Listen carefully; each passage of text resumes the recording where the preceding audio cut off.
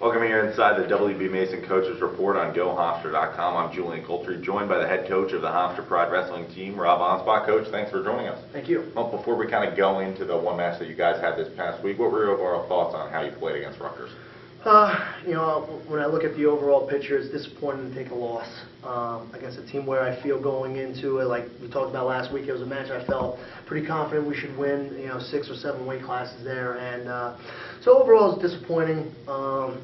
But on the flip side of that, we definitely had some pretty good individual performances. There's some things we can look at and build on and move forward for this weekend. So overall, we definitely need to put some more time and effort in, and we need to get a couple guys wrestling a lot better. I'll break it down a little bit more in depth now. Lower weight classes is something that you preach you always have to win. You start with the 141 though, and you end up with the 125 and the 133. But in total, how do you think guys like Jamie Franco, Luke White, and Jamel Hudson wrestled? Yeah, I mean, if you look at the first 4 weight classes, we had a decision, we had a major decision, we had a technical fall, and we had a pin.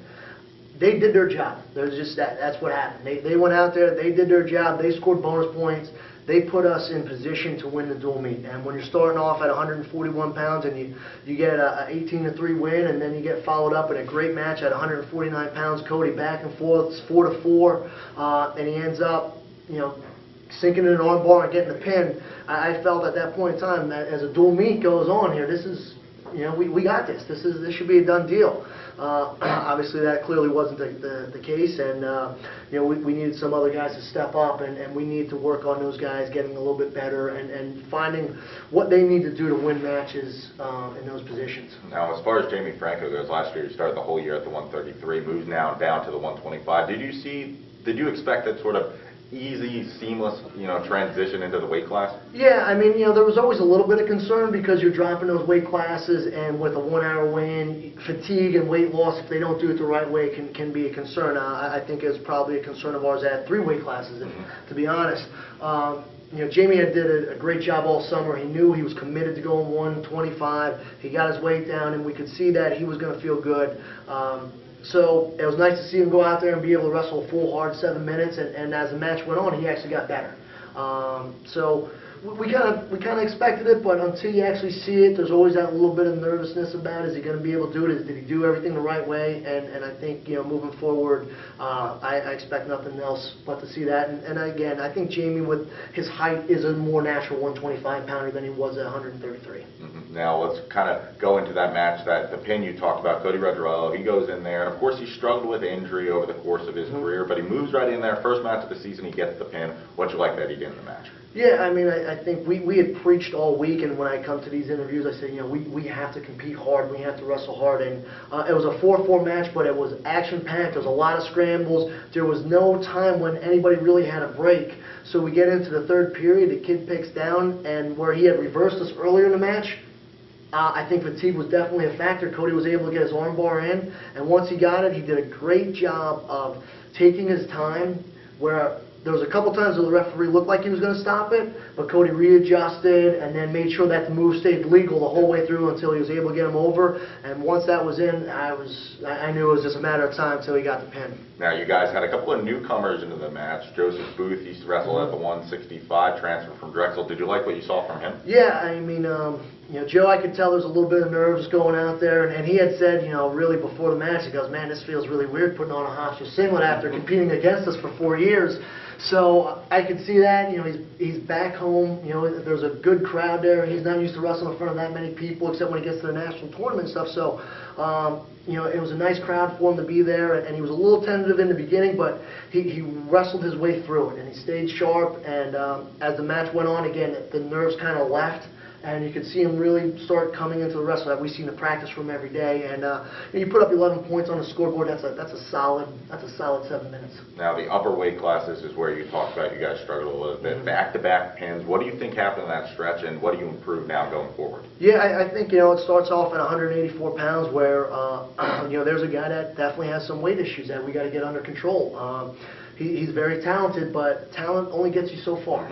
And he needs to get his weight under control so that he can go out there and wrestle a hard 7 minutes, because he's winning the whole match. You cannot get taken down with 1 second left to lose a match. And we had 5 guys lose, so you can pinpoint any one of those guys as the reason that we didn't come out on top as a team. But that's a match when I'm looking at it, You cannot be winning for 6 minutes and 50 seconds of a match and then losing in the last 2 seconds. It just cannot happen. And so we need that. We need more work there. 197 pounds. It was a quick match. We made a mistake. We looked into a shot that we should not have. The guy capitalized. We just can't do that. It's just one of those things. It's like, it's a Hail Mary at the end of a match. It's our end of a football game, a long shot at basketball. You just kind of, okay, we just can't do it. Heavyweight, I thought we were wrestling well. That was one of their better kids. We're going out there with a true freshman who I think has a great upside and a lot of potential, and we're hanging in there, and we're battling with them. We made one mistake where their guy capitalized, and that's what separates high school from college. When you're wrestling, everybody here is pretty good, and when you make a mistake, they're going to capitalize on it. In high school, you get away with some things where the technique might not have been great, and you got away with it because you're bigger and stronger. That doesn't happen here. It was a learning experience for Mike. We talked about it. The great thing I like about it is that the next day he's in here working out. He wants to get better, so I foresee this being a good, positive learning experience for him and progressing as not only this year, not only as this week goes on, but as the year goes on. Now, you have your first home match of the season. That's out of the way. And it's going to be a little bit of time before you come home. Next home match isn't until January 10th. But you got 2 matches this week, Virginia Tech and then University of Tennessee at Chattanooga. So what do you expect to see from those 2 teams? Well, we have 4 matches this week, and we have 3 on Sunday. So, it's going to be a tough weekend. We got 4 matches. Virginia Tech's one of the top teams in the country. And it's going to be interesting because we're strong, they're strong. The lightweights match up really well, so we want to see where we are. There's a couple guys that are going to have some really big weekends. Jamie Franco, Jamel Hudson, and Luke Veit. I think Luke is going to wrestle the number 3 ranked kid in the country from Virginia Tech against UNC. He wrestles the number 5 ranked kid in the country, so he's going to be wrestling 2 All-Americans. It's a great way for him to say, I'm here, and we expect him to do that. Jamie Franco, again, is going to be wrestling some top kids. Kid from UNC is ranked in the top 8. He was a round away from being an All-American last year at 125 pounds, and Virginia Tech, again, has a 25-pounder that's ranked in the country. And Jamel, we just want to continue to see him getting better with each match he's wrestling. The competition is going to be a little bit better this week. None of the guys are really ranked, but definitely quality kids, all national qualifiers last year. So he's gonna have a good challenge. But again, I think in the matches that we're looking at, the Virginia Tech, the UNC, and the Chattanooga, it's going to be interesting because where we feel our strengths are, they're strong. And where we could say we're a little bit weaker because we're young and stuff, that's where they're weaker. So it's going to be an interesting way to see who comes out this weekend and to see how our team responds after losing this week. And I want to see, especially the guys that lost, I want to see them come out with a little bit more fire, a little bit more intensity, and try and dictate the pace a little bit more. If you had to peg one weight class, what do you think is going to be the key to getting some victories? Well, I mean, as we always talk about, our lightweights are the guys that we kind of count on week in and week out. So if you take those guys out of it, I'm going to think it's either going to be 174 or 184 pounds. We need those guys to have a very solid weekend if we're going to expect to win some dual meets. Head coach of the Hofstra Pride Wrestling Team, Rob Anspach, thanks so much for the time. And of course, Hofstra fans, you can tune in to WB Mason Coaches Report each and every week right here on GoHofstra.com.